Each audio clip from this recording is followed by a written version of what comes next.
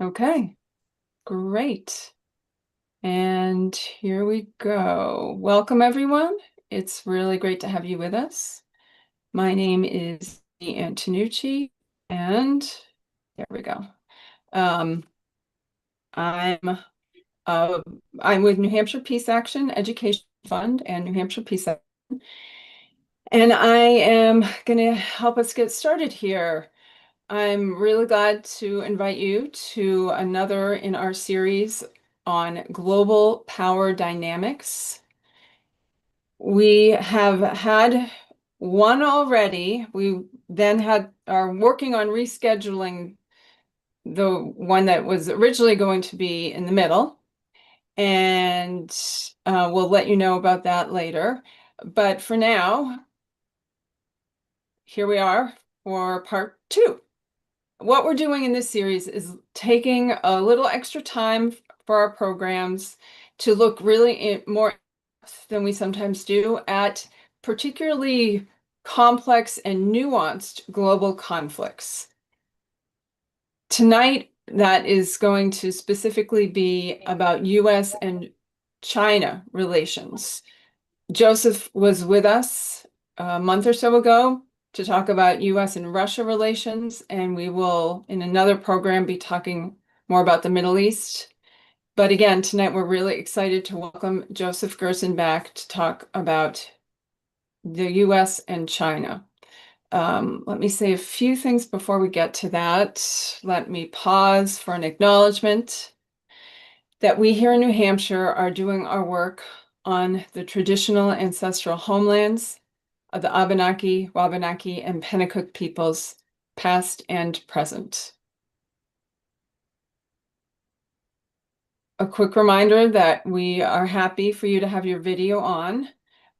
We will have everyone's audio muted to start with. You can put questions, comments into the chat all along, and later on we'll have a more formal Q&A session where you can do hand raising and have a chance to ask your question. With all that said, I'm really so pleased to introduce tonight's speaker.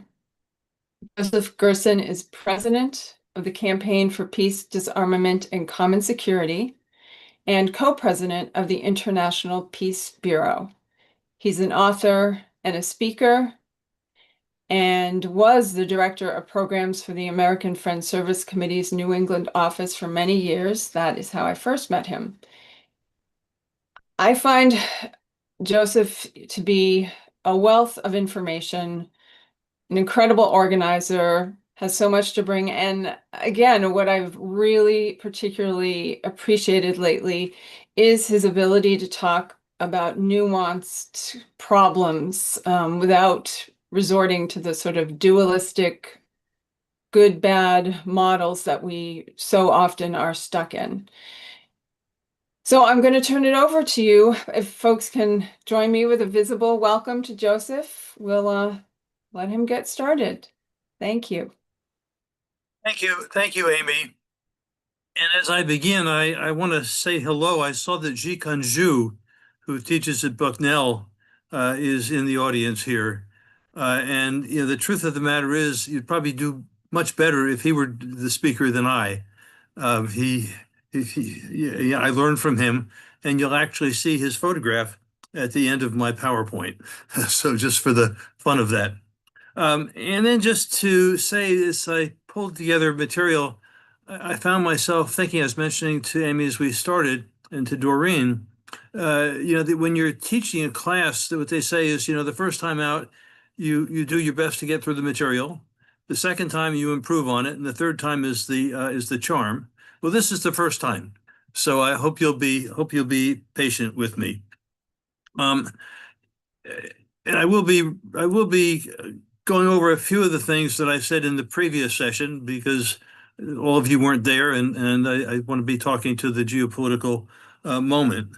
And that said, some of you will be familiar with the quotation of Antonio Gramsci, an Italian communist who was in prison for quite some time. And he wrote that the old world is dying and the new world is struggling to be born. It's the time of monsters. And I wish it were otherwise, but I think that's where we are. To say that the timing of this evening's webinar, I think, is quite propitious. I mean, even as we're in the middle of an absolutely catastrophic war with Iran, we do have what will likely be the Trump Xi summit, March 31st, April 2nd. A lot hangs on the outcome of that summit. And just to say, as you could read in today's New York Times, um, uh, the Chinese have no idea. I'm looking to get my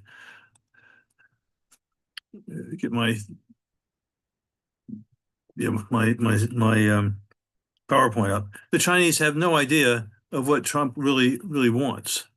And I can probably do better here with the screen share. I'll see if I can make it bigger. Yeah, go to the slide. If you go up to, let's see, slideshow up at the top, you're very close to it. There you go. Got it. And then push, I'm not sure which of those. There we Yeah. go. There we go. Okay. And as we begin, I want to say that, there's always, especially in our culture, a desire to think in terms of good guys and bad guys. The reality is that the United States certainly has been, the foreign affairs now, it says that the Trump doctrine, the Trump approach is predatory hegemony. And certainly we've been rather more violent than the Chinese in recent decades, if not centuries. But we're not talking about the Boy Scouts on the Chinese side either. So just after he became the Secretary of State, Rubio said that the story of the 21st century is going to be about what happens between the U.S. and China. That well could be the case, but it's also possible that the story of the 21st century could be the precipitous relative decline of the United States power in the world. And we see Trump doing as much as he can to accelerate that process. I also want to kind of frame what we're doing in the context of traditional geopolitics. The field of geopolitics was begun by a British scholar named Halford Mackinder. And one of the things that he argued was that whoever controlled the Eurasian heartland would be the world's dominant power. And so on the one hand, that underlines the importance of the Chinese-Russian near alliance that they have. And on the other hand, it helps to explain why, as Zbigniew Brzezinski wrote years ago, why the United States throughout the Cold War maintained a toehold on the various edges of Eurasia. NATO in the west, the alliances with Japan, South Korea, the Philippines in the east, and our control and hegemony in the Middle East. So as I said, we're now in this situation where remarkably, Foreign Affairs, the journal of liberal imperialists, is basically saying that the period now is predatory hegemony. Again, we need to go back to the understanding the geopolitical moment here. There are more parallels than a few to the run-up to World War I. Tensions between rising and declining powers, arms races with new technologies, complex alliance systems. And you can see, talk about complex alliance systems, think in terms of the Gulf states, among others. Economic integration and competition, intensifying nationalisms, and wild card actors. And certainly Trump is among the leading wild card actors. We're in, whoops, not where I want to be. I go back. Yeah, okay, yeah, that's where I want to be.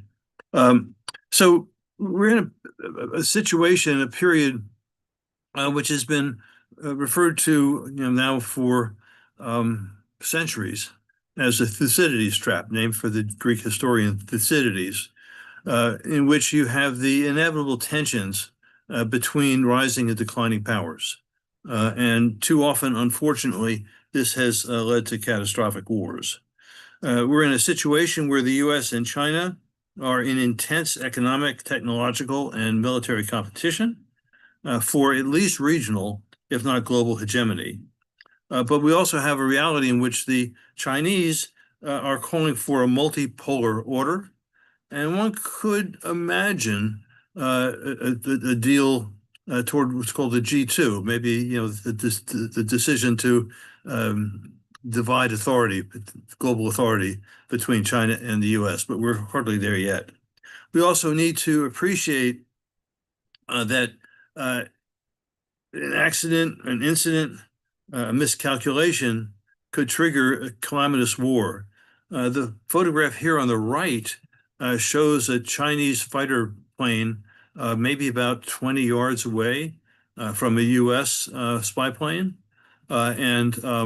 That's a situation in which an accident can easily happen and which could spiral out of control. I thought to say a few things about the China's responses to the current catastrophic war.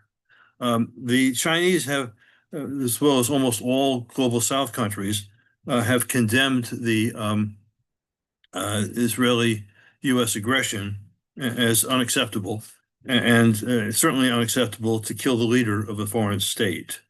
The Chinese have urged all parties to immediately cease military operations, to avoid escalating tensions, and to assure the safety of navigation of the Strait of Hormuz. The Chinese, not just now, but for some time now, have claimed to respect and defend international law and sovereignty and present themselves as a source of international stability. And compared to Trump, that's certainly the case. The Chinese have been trying to negotiate with what remains of the Iranian leadership so that their oil tankers can proceed through the Strait of Hormuz. If that ever happens, one of the questions will be what the Iranian quid pro quo will be. The Chinese have urged the Gulf states to unite against external interference amid the widening conflict. Clearly, those Gulf states are really almost at the center of the war at this point. Just trying to find my notes here. I think it's also clear that in this new period of international chaos, not limited to the war with Iran, China stands to benefit from what Washington is doing in terms of diplomacy, trade, and the rest. The reality is that losing cheap oil from Iran will be a blow to China, but not one that they can't manage. So then let me go here to this is not exactly where I wanted to be, but anyhow, so I have the ridiculous privilege of being in a track 2 process. Those of you who've watched Sesame Street will remember the routine where they have things on the screen, and the question is which one of these things is not like the others. So in these sessions, that's me. I'm in there with former senior arms control negotiators, some generals, diplomats, and scholars from the United States, Europe, and Russia. And they've been meeting since before the invasion of Ukraine, primarily looking for ways to both wind down the wars, reduce the nuclear dangers. And I thought to share some of the comments that were made in the last session, principally to kind of underline where we are geopolitically. The focus of the session was around Trump's threat to resume nuclear weapons testing, and that's where we were. And just to say that the discussions are taking place in a context, and people were talking about the precipitous decline of the United Nations, the total lack of respect among the great powers for the UN Charter and international law. And to be the bearer of more bad news, about a month ago, Secretary General Gutierrez said that in large part because the U.S. has refused to be paying its dues and other fees, the UN is in a very serious financial crisis. And he said that they may have to close their doors in July. And it's more in that context that it's worth thinking about Trump's Board of Peace, which is trying to assume more of the responsibility of the UN and to challenge it. In the discussion, uh, uh, it was noted that the almost the ostensible reason that Trump killed New START. We should appreciate the Russians had said they were willing to live by its limits, at least for a year, so other negotiations could move forward. But Trump and his people have been saying they can't do that because China is not covered by the treaty. I mean, the reality is that China, seeking parity with the United States and Russia, has been adding nuclear weapons to its arsenal, maybe about 100 a year. The estimate is it has about 600 at this point, and it's pretty clear that the Chinese are looking for parity. But on top of that, Trump also threatened to renew nuclear weapons testing. This is extremely dangerous, and this was a big focus of the discussion. The sense is that if the United States begins testing, that opens the way for other countries to follow suit and opens the way for nuclear weapons proliferation and opens the way for near nuclear states to test. One of the interesting things that was noted was that part of the rationale for the Trump administration is that the CPTCO, the organization that monitors the comprehensive test ban, it recorded a very minor seismic event. About in I think 2022, very low. But the U.S. is saying, well, this shows that the Chinese have been testing. In fact, the Comprehensive Test Ban Organization's monitors indicated that the event took place about 60 miles from Lop Nor, the Chinese nuclear weapons testing site. And the obvious appropriate action would have been to say, well, let's have a meeting to discuss what the scientific material is and clear up the differences. But instead, Trump's response has been to threaten resumption of testing. Okay, so then I wanted to say a little bit about East Asian. I use the word protectorates here because basically the alliance structures and the Pacific has been an American lake since 1945, maybe actually since 1943. The ramifications for East Asia or allies with the Iran war. I mean, to appreciate that the United States has built over 80 years what, excuse me, the Biden administration called a lattice-like network of alliances with hundreds of military bases to surround and contain China. What you see here is on the left the new Japanese prime minister, an absolute war hawk. She's looking to almost double Japanese military spending.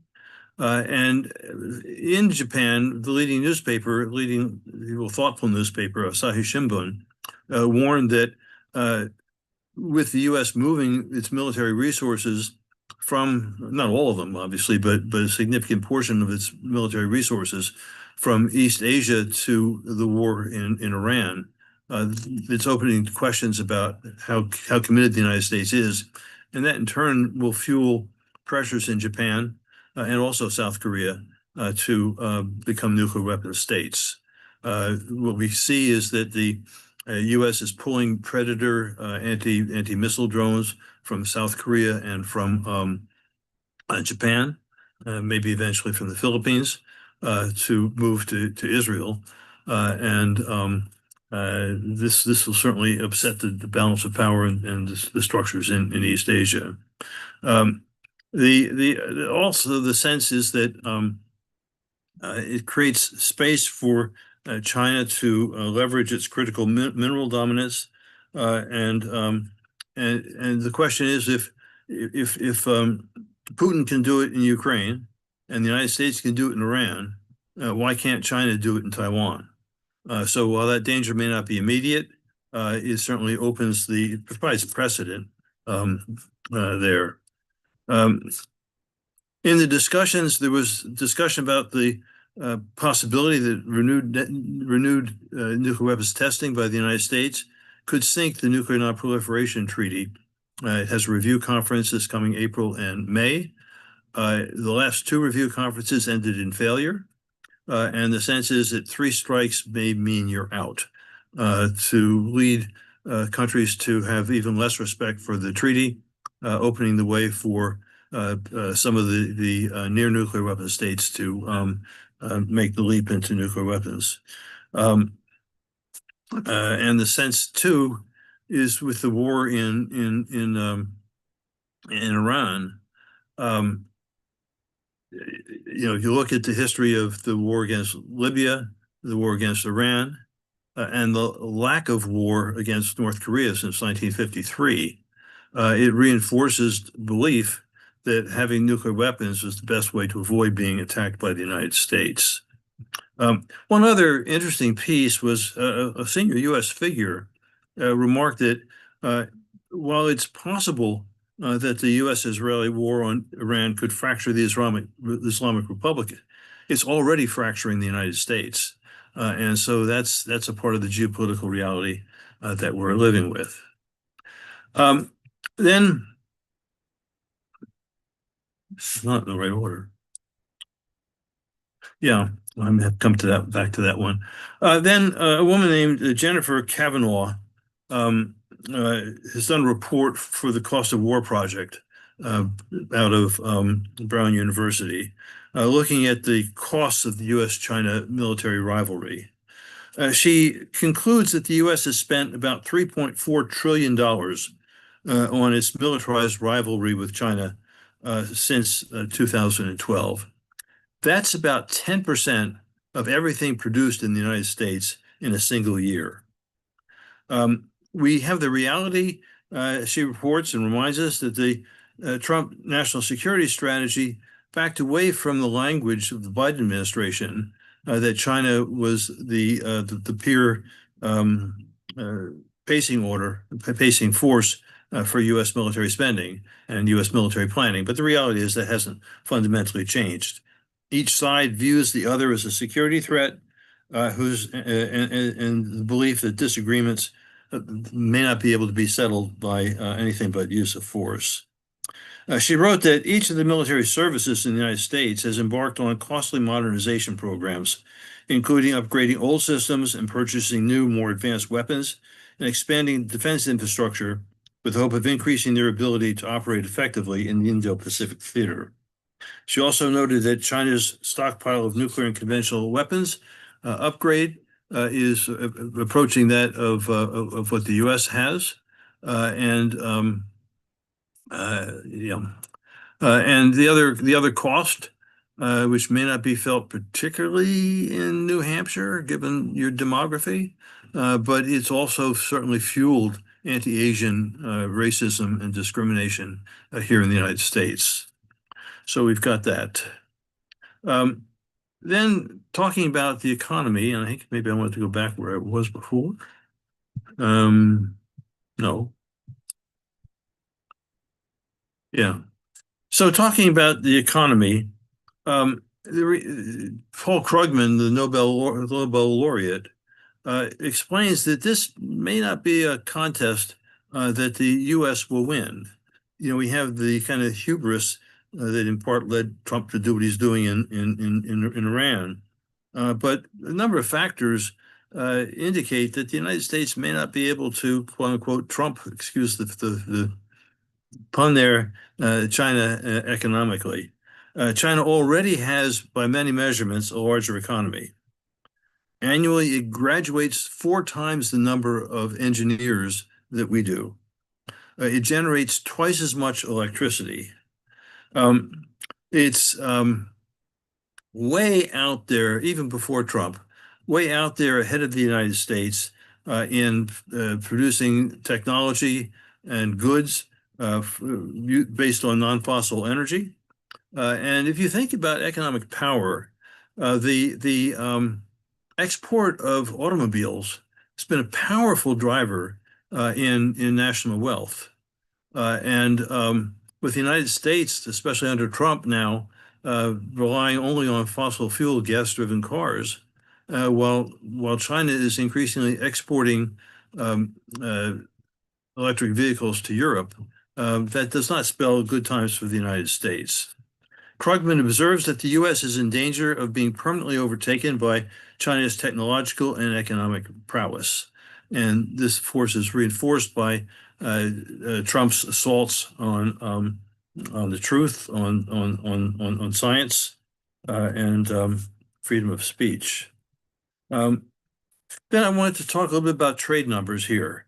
Um, we've had the tariff wars, and they're going to get, if you will, more interesting and complicated with the Supreme Court decision. But I just wanted to take you through some of the madness that remind you of some of the madness we've been through. Uh, Shortly after he came to power, Trump put 10% tariffs on all Chinese imports, and China retaliated the same day with countermeasures. A month later, in addition, an additional 10% tariffs were put on Chinese goods, and China responded by upping the ante with 15% imports, 15% tariffs on imports of U.S. farm products, thinking where's the Trump electoral base. A month after that, on Trump's so-called Tariff Liberation Day, he announced 34% more duties on Chinese imports, and they reached a total of 145%. Alongside tariffs from other countries. So 145%. I mean, basically the idea was to try to kill the U.S. market for China. China reciprocated. They put 145% tariff on the U.S., and then they hit with the economic version of a nuclear bomb. They cut off the export of rare earths and rare earth metals that are needed for so many advanced technological goods and for the military. And that led Trump to respond and say, well, everything will be fine. And you had the negotiation then of a tariff truce. So one of the questions here is what's going to come out of the Trump-Xi summit, which we can expect will largely focus on trade. Um, uh, Yeah, Trump referred to the Chinese response there as uh, sinister and hostile action.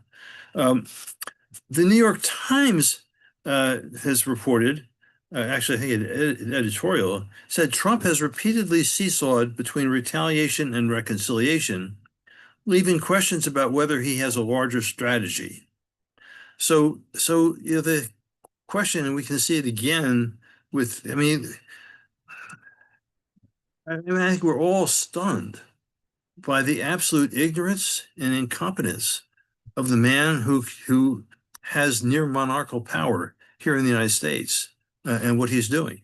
And that certainly plays in relationship to China and the East Asian nations. So then just to say a few words about the Trump-Xi summit, which again we expect to focus on trade. In the run-up to it, Washington has eased some export restrictions on products, including advanced artificial intelligence chips. And China has reduced its curbs on rare earth exports. And again, we could read in today's New York Times, it has reduced the show of force, provocative deployment of ships and warplanes into the waters surrounding Taiwan. It shows a force and intimidation there. Expectations are low. The belief is that Trump has also, for the time being, put the $13 billion worth of arms sales to Taiwan on hold. The expectation is on the other side of the summit. We'll see that them flowing again. And similarly, we can expect the Chinese show forces to be moving again. Then I thought it might be helpful just to review some of the recent headlines that we've been seeing to kind of underline what's happening in U.S. Chinese relations. Um, I think I've got another one. Let me just look at this for a second. Nope, not where I want to be. Yeah.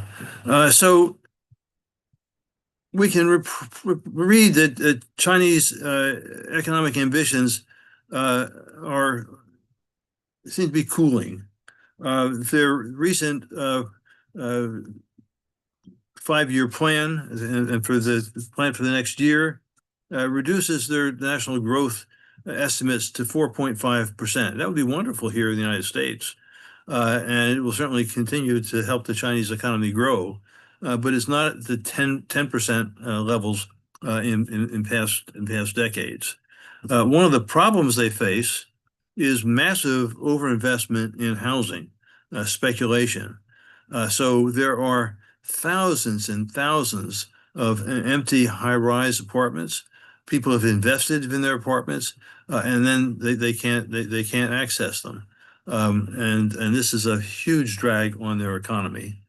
We also economically, again, going through deadlines, or rather headlines, British, French, and now German heads of states have been traveling to China in the last month or month and a half to explore new trade and strategic relations as Trump increases the tariffs.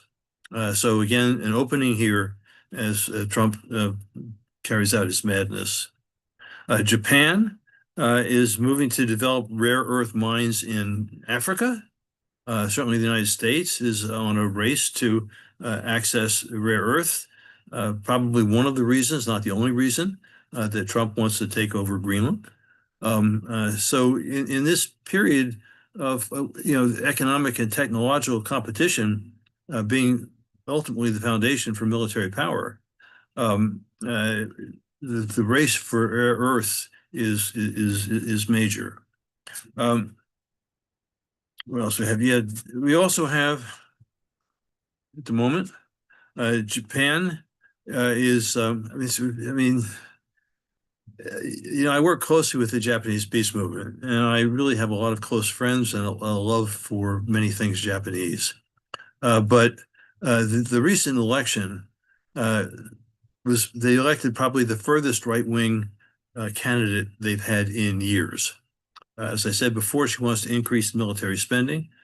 Among the things she wants to do is to return to the military rankings within the Japanese military that prevailed during the 15-year war, primarily aggression against China. And you see, the Japanese have said that control of China, or rather control of Taiwan, is essential to not the control of, but basically that the relative autonomy of Taiwan is essential to Japanese national security, basically indicating that if China moves to physically, militarily take over Taiwan, that Japan will respond militarily. And so, as you can see with this photograph, they're moving missiles to remote Taiwanese islands. One of them about 60 miles, so 70 miles, Yonaguni Island, 69 miles from Taiwan. The U.S. is planning to deploy more missile launches to the Philippines, despite China's alarm. And again, the headlines, the covert spying operations of all the powers are at play. In Britain, they just arrested 3 on suspicion of spying for China. Then there's the nuclear buildup, which I referred to before. One of the questions is China is building its nuclear forces, and this was discussed in the Track 2 session, is the possibility that China may be, in order to maintain its deterrent nuclear force, which is considerably smaller than that of the United States and thought to be potentially vulnerable to a U.S. first strike. Um, there's some question as to whether or not China may be moving to a launch on warning doctrine, as the U.S. and Russia have, and away from its minimum deterrence policy. Um, made reference before to the threat of renewed testing, seeking parity. Um, and then one last major thing that's been coming through the press, and it's difficult to fully understand its ramifications. Uh, Xi Jinping has purged much of his top military leadership. 41 of the 52 top generals and admirals have been removed. And so the question is why? Some raised the possibility that was being sought is was being feared is that some of them had new areas of loyalty, maybe more loyal to the generals than to Xi. But another possibility is that he's trying to clear out old wood that doesn't think in terms of advanced technological possibilities, and that bringing up a new and younger generation of senior military figures may be better. Trying to move through this. We'll see if I can what I can do here in the next. I'll take you up to 20 minutes and then I'll shut up. Then I want to cover some history. Some years ago, when I was in China, I asked a senior diplomat, I asked, what does it mean to be Chinese? He said, it means to be part of 5,000 years of history and culture, Chinese history and civilization. China was, as you know, long the most advanced civilization. I just finished reading a remarkable book on 400 years of Russian and Chinese history, the relations. And to appreciate at the same time that the Europeans were moving into and across North America and confronting indigenous people here, the Russians were moving very slowly toward Beijing. Along the way, like here, they wiped out a lot of indigenous populations. It was genocide. But when they got to Beijing, they were shocked to find a much more advanced civilization than their own. And I think that's important to remember. A major achievement really in human history is that since Deng Xiaoping came to power, and interestingly, in part with support from Japanese industry, they moved more than 600 million people in China out of desperate poverty. I mean, it's a fantastic achievement that we need to respect. Yeah, so I made some reference to the 400 years there. We also have the reality, and also just to say that between Russia and China, it's been both cooperation and conflict over the years. And while U.S. forces here in the United States were conquering the continent and seizing Native American lands, and seizing, say, much of Mexico, there were tensions between the Russians and Chinese over, among other things, the hundreds and hundreds of square miles around the Amur River. And the reality is that the Russians took a lot of China. The Chinese haven't forgotten that, but also made some peace with the current situation. The reality is that while there's been concerns about Chinese security from the north, at least in recent centuries, the biggest concern has been their vulnerability from the sea in the east. I think here in terms of the British with the Opium War, the Japanese with the 15-year war against China, and the U.S. Seventh Fleet, which has threatened all of China's coast, if not more. And this helps to explain why China has claimed in violation of the UN Court of Arbitration to controlling 80% of the South China Sea. And they've turned a lot of isolates, or not a lot, but some isolates into bases, basically to protect their eastern flank. But that also gives them a jump start on some of the mineral wealth in the seabed.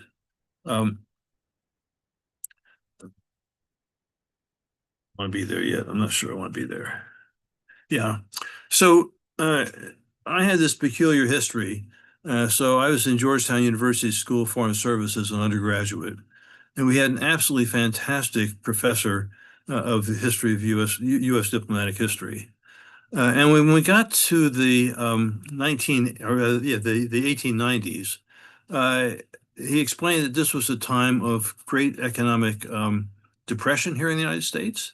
But through that decade, led by Teddy Roosevelt, Senator Henry Cabot Lodge of Cambridge fame, and Admiral Mahan, the U.S. had built a navy uh, thought to be capable of challenging Britain in the seas.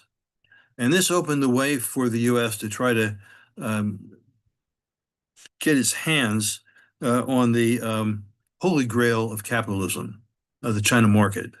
And the idea was that if we could get a big slice of that market, we could put workers back to work in the factories, and the factory owners would make lots of money. But the reality was, it was the ships at that time were fueled by coal. They needed coaling stations, and Western colonial powers controlled those coaling stations. So what did the United States do? Well, it went to war with Spain. It took the Philippines with the port just a jumping off point to the Chinese coast. Perfect, beautiful, beautiful port. And Samoa and Guam as well.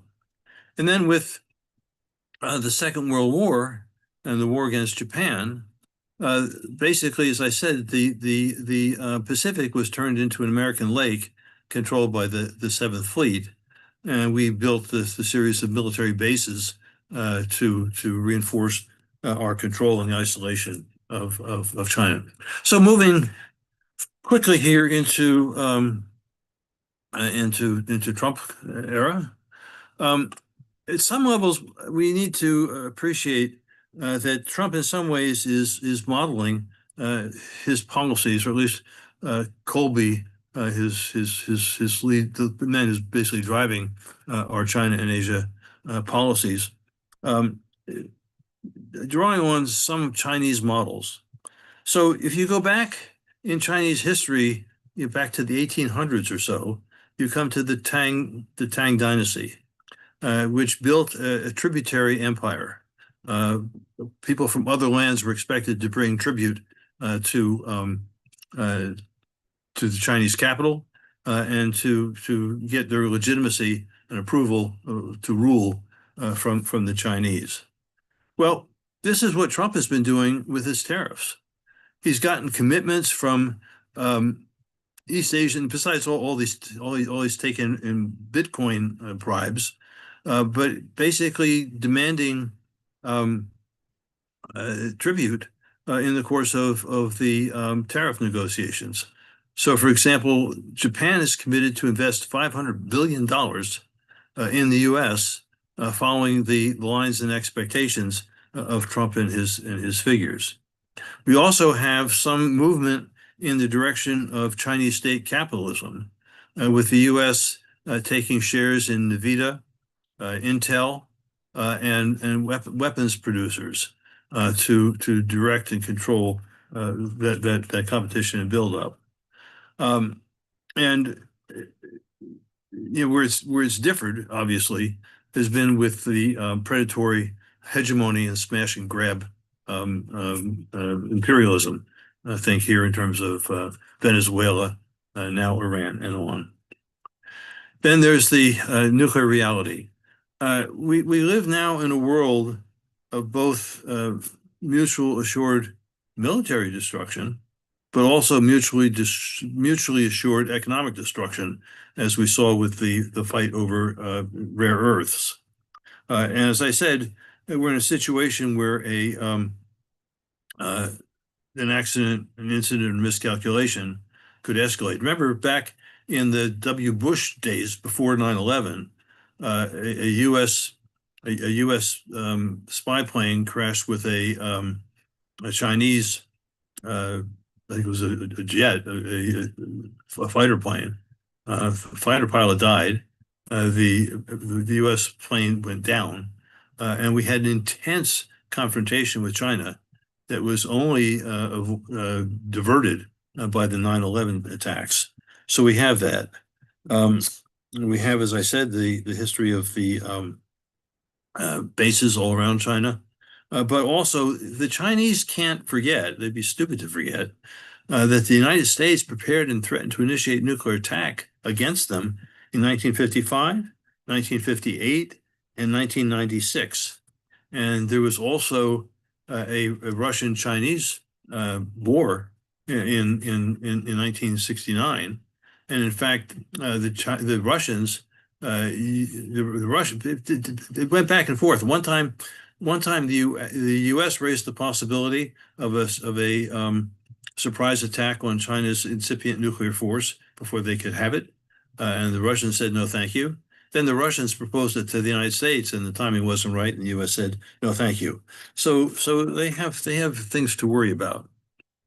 Um, Yeah, and just to say that in response to the U.S. military buildup and surrounding, the Chinese have been very thoughtful, and they've built a thing called the Shanghai Cooperation Organization.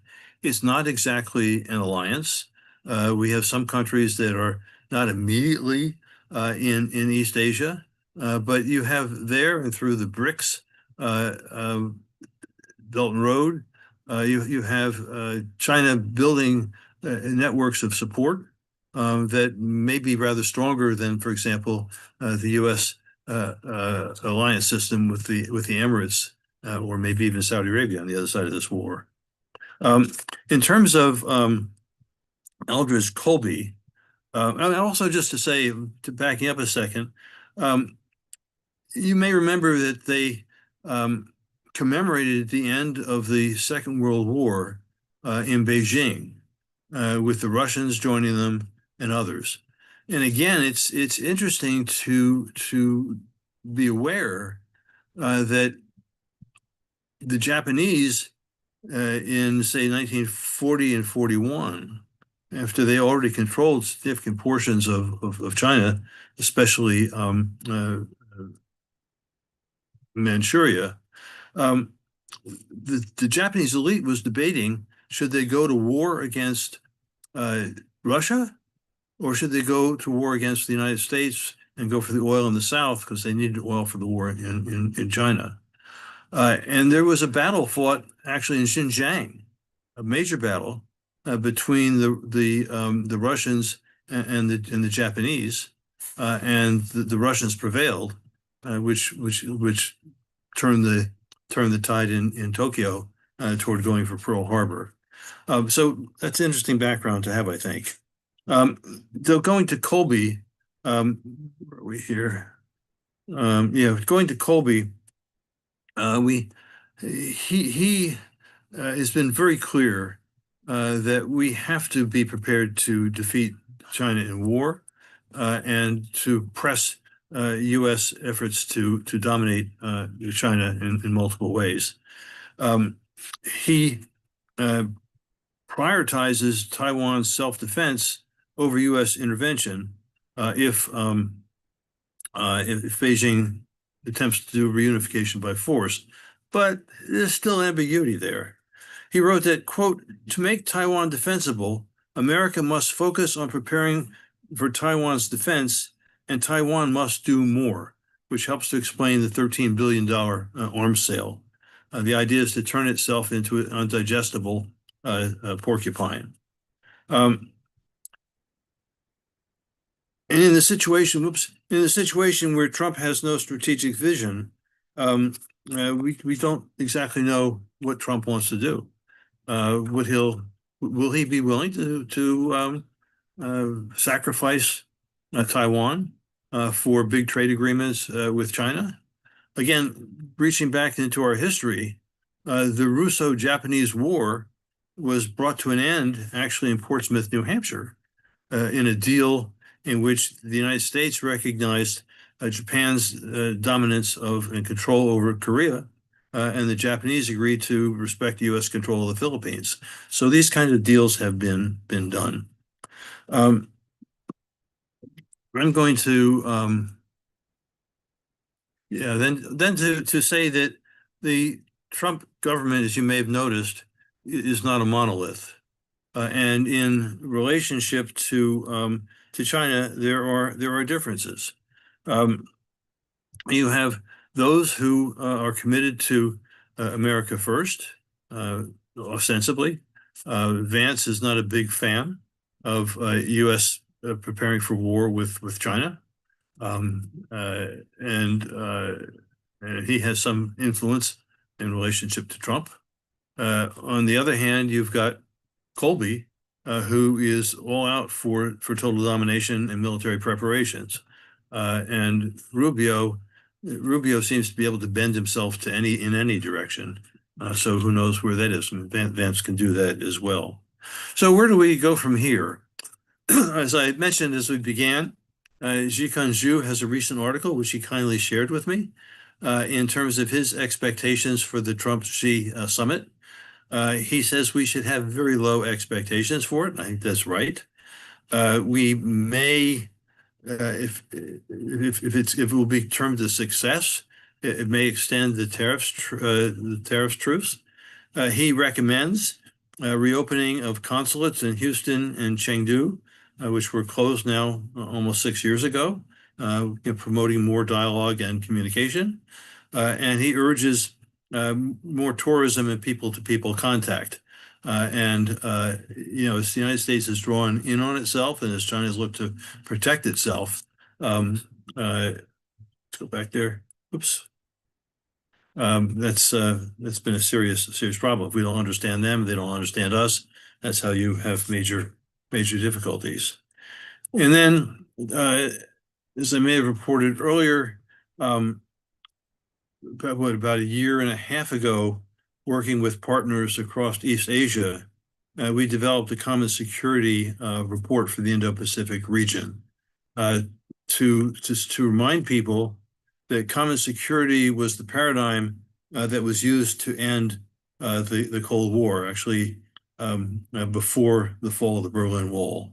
Olof Palme, then the Prime Minister of Sweden, as the Cold War was reaching its apex and climax, brought together very senior figures from Moscow, the United States, and across Europe to address how they could reduce the tensions and the danger of war.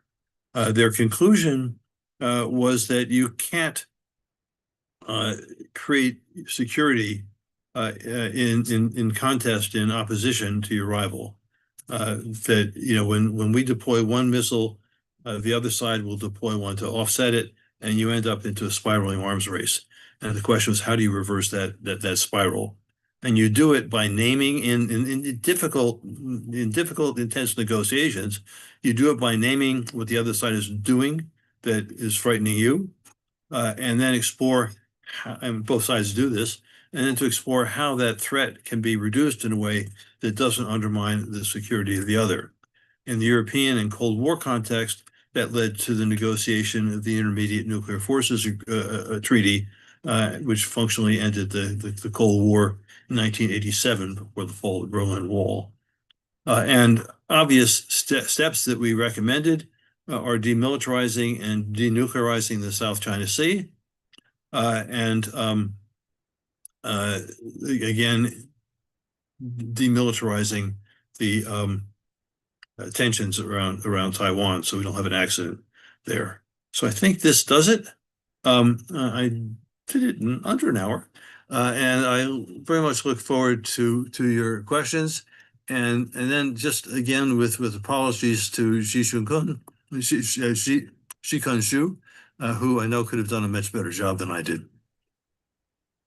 Well, you did a great job, Joseph. That was a lot of information, and we thank you so much for doing it. Yeah, I know we're going to have a lot of questions. I have some we can start off with, and folks can feel free to use the chat, and we can also do some hand raising.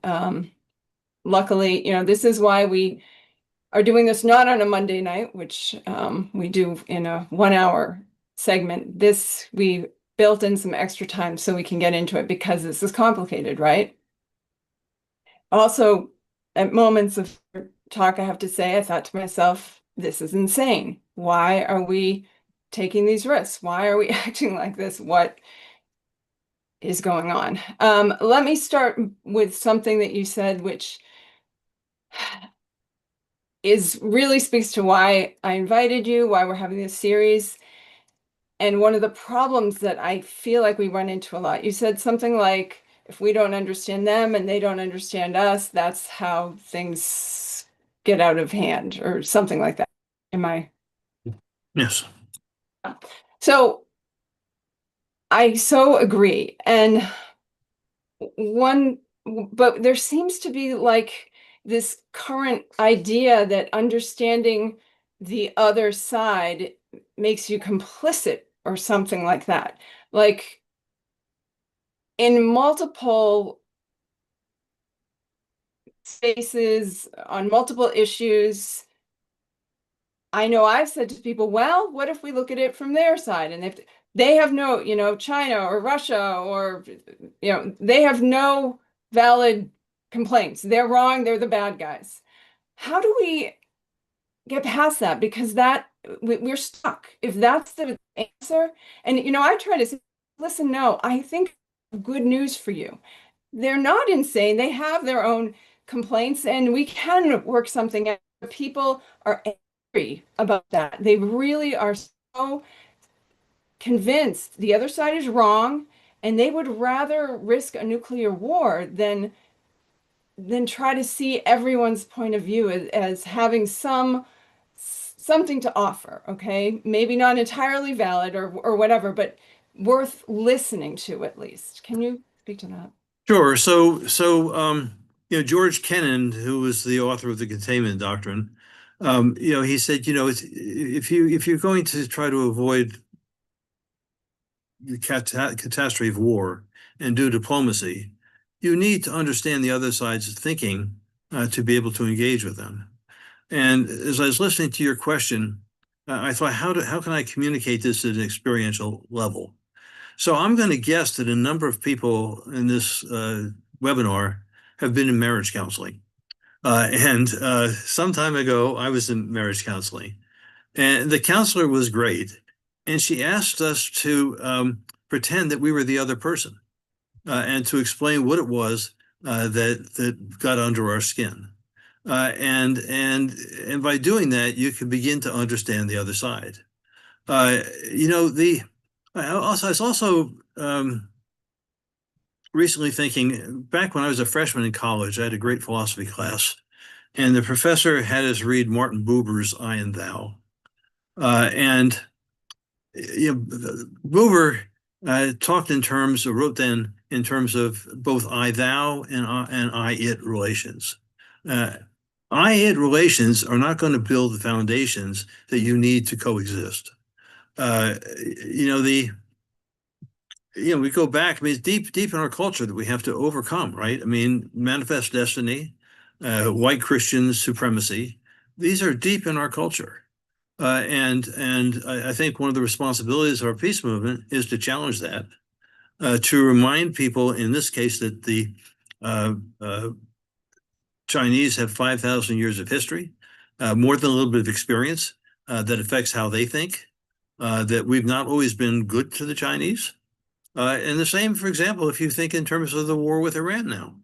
Um, we don't particularly need to love the quote unquote Islamic government there, but to appreciate that it came to power in part because the United States had initiated a coup in 1953, overthrown the democratic government, prevented the democratic government, installed a dictator. So even as apparently the majority of Iranian people have discussed. I mean, the government just recently killed 5,000 of its people.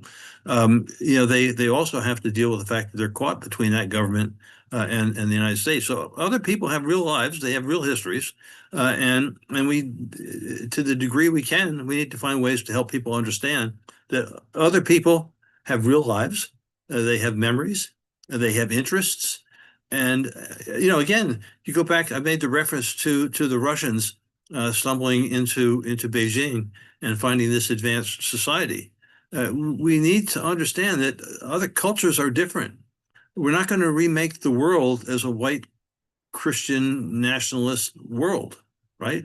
And we have to find ways to learn to coexist.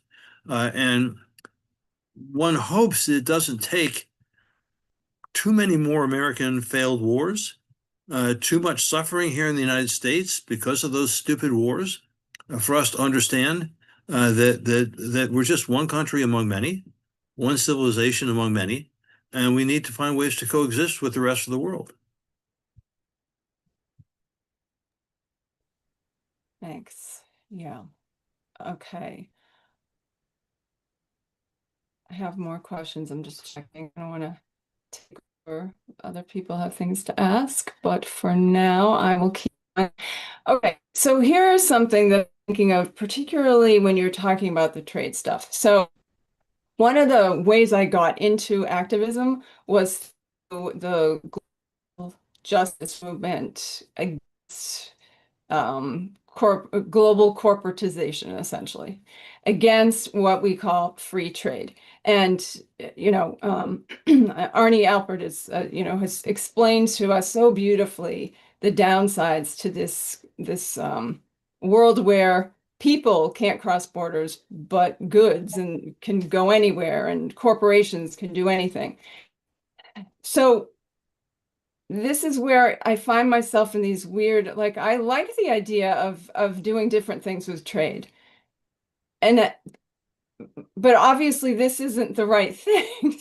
But it just feels like it puts me in this weird position where here's a system I completely think needs overhaul, and yet I feel like I have to almost defend it because the person has found a way to make it even worse. Could you maybe speak to how, you know, ways in which those of us who want to see trade done differently, like, do you have ideas for how to do that, or how to wrap our heads around why this isn't the way, or anything like that? So Arnie would be a better person to answer this than I. Economics was not my strongest suit in college or afterwards. But I think we shouldn't be thinking in terms of either ors. And I think a lot of it has to do with the negotiation. But clearly we can oppose the offshoring of jobs that hollow out our communities, lead to suffering.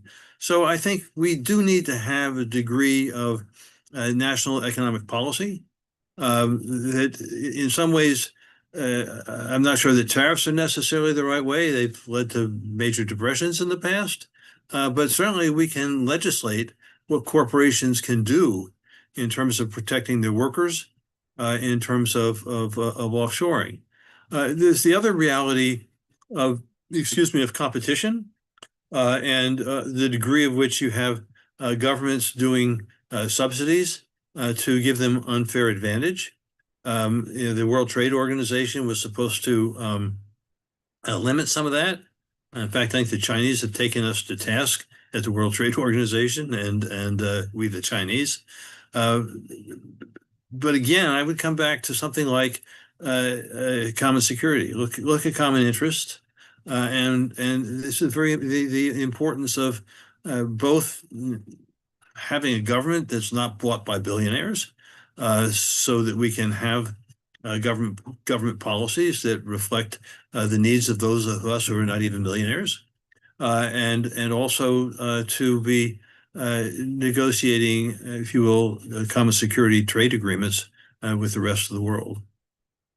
That's not a definitive answer. It's not my strongest suit, but hopefully it's helpful in some ways.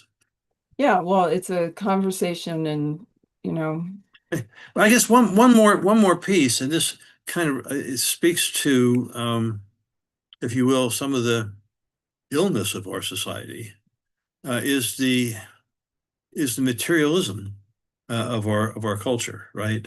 And the idea of new and new and more and more and more and more, and having which of course is also environmentally destructive, right? So thinking in terms of what the real interests and needs of our children and grandchildren are, and obviously and look, Trump in the election campaign made his offer. Basically, he offered to be bribed by the oil companies, right? And here we are suffering it, and it suffers, and it will cost future generations in so many ways. So, how do we move to local production, cooperatives, these kinds of things that bring us back to human scale? Thank you. Yes. I've been a big proponent of localism and again, the environmental impacts of all of this stuff we're talking about, we cannot bear. And I want to say a little bit or ask you about the rare earth mineral. Hmm. Again, Hmm. this is something that's both critically important to so many and terrible for the earth. And Hmm. we need to find other ways to live and to be here. And Yeah. Yeah, I mean, I would need to be a scientist to be able to give you a really definitive answer, right? Um, what we know is that the United States, the rare earths apparently are not that rare, but the processing and refinement of them is not all that profitable. And so the Chinese, with their state-supported economy, have subsidized that for years. And I think at this point, they control the mining and production of rare earths and rare earth minerals to something like 97%, which gives them a chokehold on the global economy. I think, and what we do in Africa on a whole range of things, I think in terms of the ongoing wars in Congo at the moment, or Sudan for mineral wealth. I think we need to find ways, and again, I'm not a scientist here, in terms of how we can find ways to mine and uh, obtain rare earths in a way that is the least environmentally destructive. And of course, the other possibility is to be developing, I think the Japanese are trying to do this, alternatives to rare earths, synthetic creations that can provide alternatives. But this is a big question and a dilemma. And I think one of the things I'd say is that we need to learn to live with dilemmas. Um, we don't always have simple answers, and we need to find our way through the dilemmas. I think Cheryl would love to speak to this. She looks like she has something to say. I was Um, going to say hi to Cheryl in the beginning. I saw her there. you should be able to unmute now, Cheryl. We'd love you Yes, to join the thank you. conversation. Thank you. Thank you, Joseph. As usual, a very interesting and informative talk, and so many different points you've made. I'm struggling here to know which one in particular to talk about, but I think one of them is that the U.S. Market is really our whole production is to make things for people to buy. Okay. This is what our economy is dependent on, right? People are employed in the US to make things for us to buy. You were talking about materialism. That is our whole, unfortunate, our capitalist society here in the US is based on that, making things to buy. And people get upset when the prices go up, and the prices go up because we've bombed Iran, and now they're stopping oil from getting out, right? So the gasoline prices are going up, and so this is, and then our national debt. All right, we have this enormous trillions of dollars of national debt that I understand we owe things to a whole bunch of countries. I always thought it was mostly to China, but I was put right on that. Who is it that holds the national debt of the US, which is currently we're trillions of dollars in debt. Our revenue and our expenses don't match. So, but in particular, I like your concept of common security. I know you called your organization Mhm. Common Security is in the name. I didn't know what you were telling us about how the Cold War was finished by bringing up this concept of common security. I would just like to know a little more about who was it? You said a Swedish. It was Yeah. happened in Yeah. Sweden that Mhm. this happened and was came together. Where else could we be using this Sure. concept? Thank you. Sure. So thank you, Cheryl. And I saw you in the beginning. I was glad to see you all the way from California. First, just to say that we need to appreciate that there are consequences for actions, and there are consequences for mistakes, and sometimes this is the legacy that we either inherit or our children inherit, and the problem is how we can reduce the uh, how onerous that legacy could be. One of those legacies is the U.S. national debt, which I think is about $33 trillion. That's about equal to everything that the U.S. produces in a single year, which is also the cost of the Golden Dome, which won't work, is estimated to be. So I wanted to say that. Um, uh, and then in terms of common security, so a lot of things were happening, and I'm sure you will remember in the very early and into the mid 1980s, right? So we had powerful social movements that were demanding disarmament. Here we had the freeze movement, and New Hampshire played a leading role in the freeze movement, which put pressure on Reagan to move to do what he didn't want to do, which is to talk to the Russians.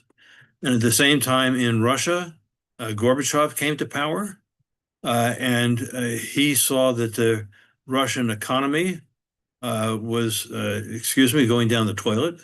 It was a disaster.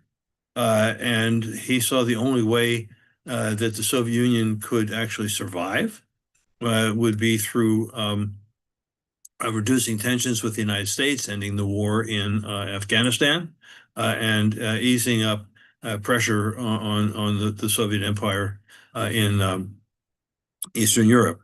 So you had all these pressures building at the same time that Russia was moving to deploy SS-20 missiles into Eastern Europe, and the United States was moving to put cruise missiles in Italy and elsewhere, and moving to deploy, what was the Pershing 2 missiles.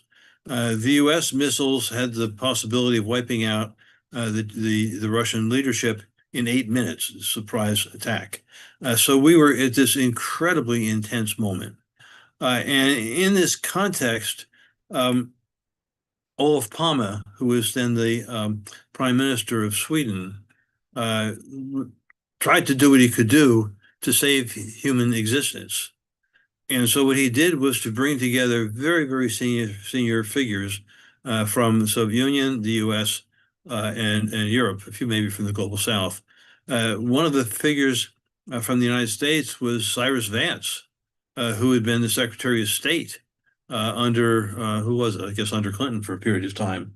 And then on the Russian side, you had Georgy Arbatov, who was Gorbachev's leading nuclear advisor.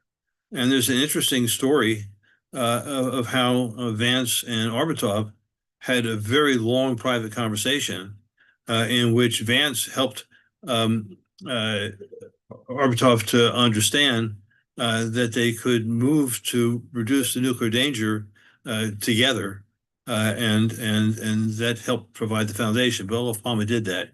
So two things to say about more to say about, and as I said, it led to the negotiation of the INF Treaty. Um, Common security is not disarmament, and common security is not peace. In the world that I'd love to have, common security wouldn't be necessary. We would have, uh, we would have countries without their imperial ambitions, right? We would have the development of mutual trust and reduction of armed forces considerably.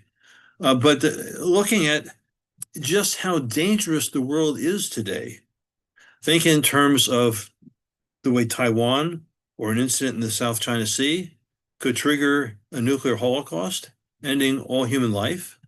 The way that if the Russians get desperate in relationship to Ukraine, which seems unlikely, but they were threatening their nuclear weapons earlier, that could trigger a nuclear holocaust.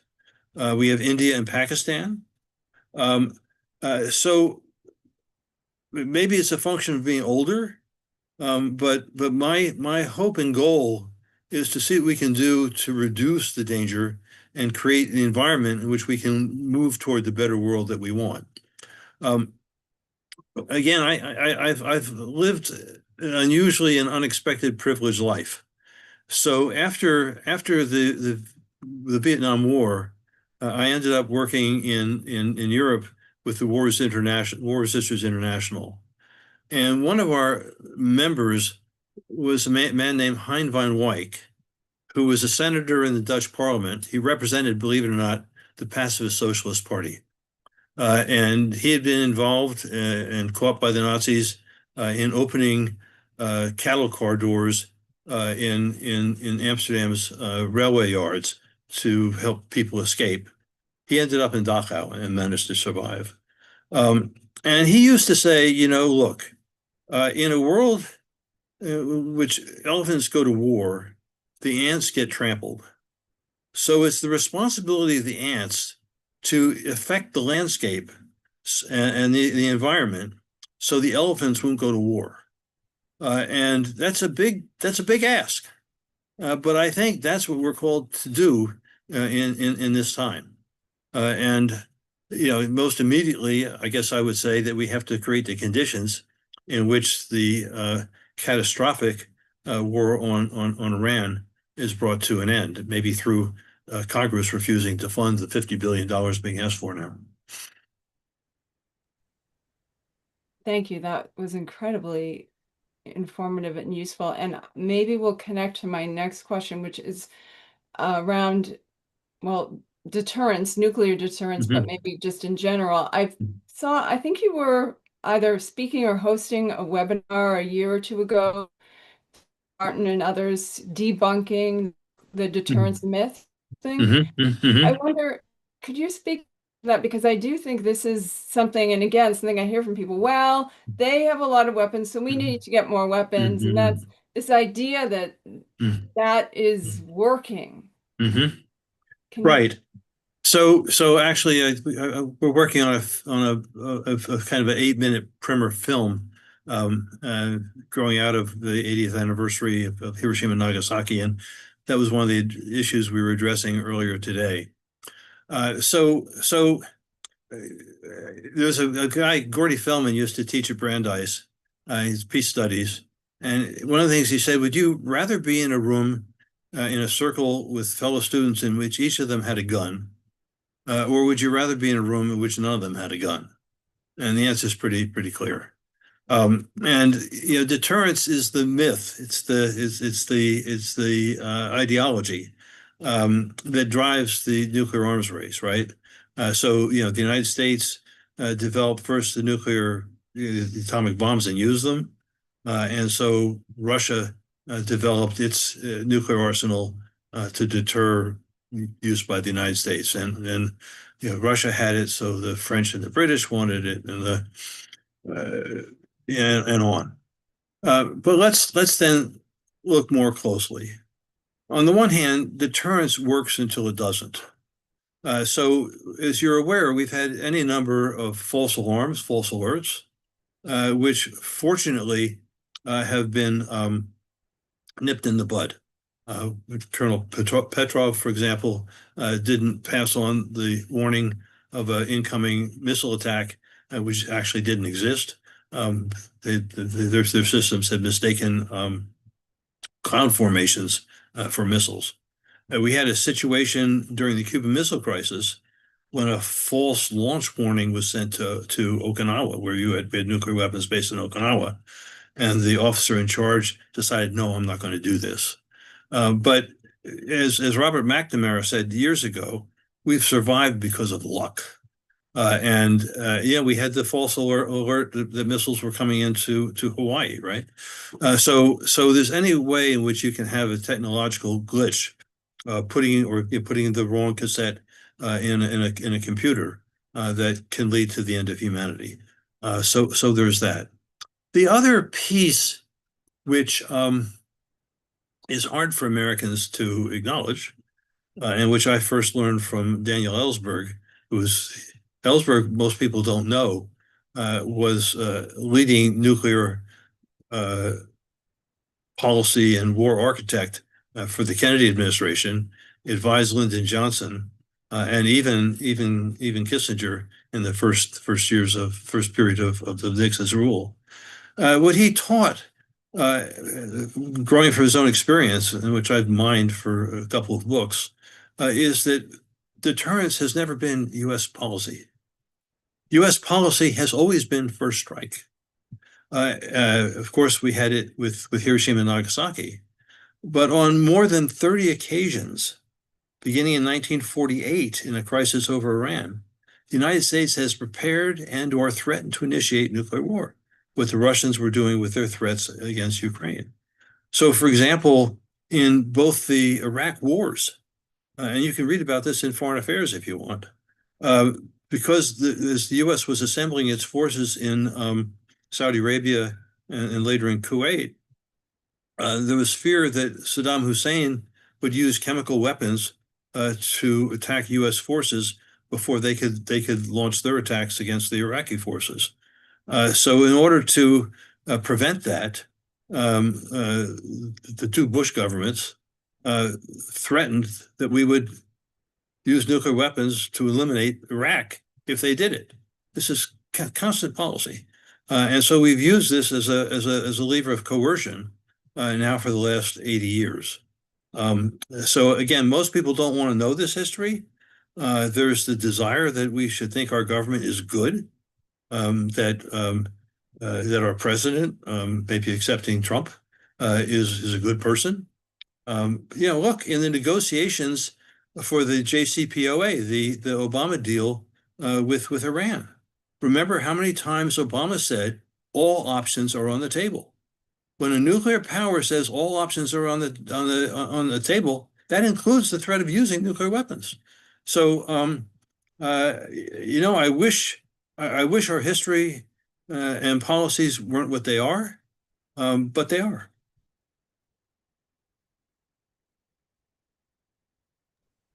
There's a question in the chat that builds on this. What is your perspective about nuclear deterrence still continuously gaining salience, with recently the Saudi Pact extending nuclear guarantee for the first time in the global South? Yeah, so, I mean, what can I say? The idea of deterrence is madness, right? And the more nuclear weapons you have, the greater the danger. And one of the other pieces here for us to appreciate geopolitically is the crisis that the United States, that Trump has launched with Europe, right? Relations there are complicated. But the United States has had this nuclear umbrella over Europe. As Trump has raised questions about the NATO alliance and how strong he is behind it, as he's raised questions about whether he would support allies, the Europeans, and of course the atrocities now, like with the war in Iran, which the Europeans are not, with the exception of, I don't know which exception, maybe the British are standing outside of, and Sanchez in Spain especially so. The Europeans are increasingly thinking about creating a new umbrella, a second umbrella, France and Germany, a European umbrella. Well, as I was saying with the analogy to sitting in a classroom where all your fellow students have got, sister students have got guns, this does not make the world safer. It increases the danger of accident. And, we're going to come into the Nuclear Non-Proliferation Treaty. I think I made reference to it, the review conference in April. With the past two failed review conferences where they couldn't come out with a consensus document, um, respect and with the resistance of all the nuclear powers to fulfilling their Article 6 commitment to engage in good faith negotiations for the complete elimination of nuclear weapons, the rest of the world is wondering what's the value of this treaty. Um, and if in the track two session, I think I made reference to, the fear is that if Trump holds to his threat to resume nuclear weapons testing, that will sink the third NPT review conference in a row. Three strikes and you're out, maybe. So, one doesn't want to think or focus on quite how dangerous the world situation is. It makes life difficult and challenging to get through the day as you think about all of this. But the reality, and again, remembering back to the freeze movement and the intensity of fears at that time, one of the things that was discussed was how do you talk about this with your children? How do you deal with your children's fears? And what all the psychologists told us was that when they saw their parents taking action to provide safety for them, it reassured them. And the reality is that there's no better antidote to fear and facing these threats than to taking action. Whether it's moving to defend our democracy, working for climate change, working to stop the war in Iran, working for sane relations and mutual respect with China, even if we disagree with a lot of things this government does. These are ways that we can deal with the reality around us. And sometimes it takes courage. I mean, I made reference to my friend Hein van Wyk. In this moment, especially as immigrants are being, just terribly abused. I mean, we've got our own version of the brown shirts that work in our communities. There are people in many of our communities across the country who are doing risky things in order to protect human life and respect and human rights for people here. And I think we're called to the degree we can. Is a beautiful and hopeful way to end it. And that is something I try to think about a lot right now, that I wasn't sure what the people of this country had in them in terms of ability to resist. And I'm impressed. Absolutely. Yeah. Absolutely. Absolutely. Yeah. I still have a list, but we have to close. So maybe we'll have you back and talk more. I have a few things to say. First, I just thank you so much, Joseph. Thank you for all the work you've done for your whole life. I guess maybe you were a baby there for a while, but you've just done so much work for so many good causes and movements, and we're just so grateful to you. And Well, just thank you. The reality is that that's how I stay sane. yeah. Well, hey, action is the antidote to despair. Joan Baez quote. I say that to myself practically every day. And yes, I'm getting others here saying, please invite him back. So let me tell you a few things about what we have coming up. First, I thank all of you for coming here, for being engaged, for I know the work that you're doing beyond this, and for learning and being open to understanding what's going on in the world. It's really important. I will tell you that this series is free and open to everyone, but we do welcome your contributions. nhpeaceaction.org/donate is how you can do that. Let's see if chat will, yeah, it will be put in chat. And then I want to mention that this program and many others that we have put on via Zoom are on our YouTube channel. And we encourage you to check them out, see what you've missed, including multiple ones from Joseph, and also spread them around to your friends. Again, we've had so many amazing people share so much great info, and we'd love for that to be, broadcast even further. nhpsection.org is where you can go to learn more about what we're up to, campaigns we're working on, and other events we have coming up. And let me tell you a few that are really soon. Next week, actually, let's start with Sunday, March 15th at 1 in Keene. We are helping to co-sponsor the Selma Remembrance event, Freedom's Unfinished Journey. March 18th, Wednesday, from 2 to 3, a group of us will be vigiling for a just peace for Palestine in front of Senator Shaheen's Dover office. And the following day, Thursday, March 19th, there'll be a similar vigil from noon to 1 at City Plaza in Concord.